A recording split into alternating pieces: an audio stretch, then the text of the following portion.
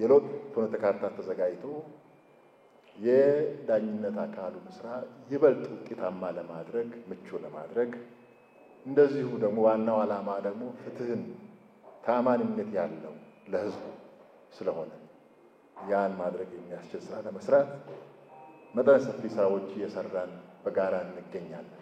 የህግና የአሰራር ማሻሻያዎችን ማድረግ፣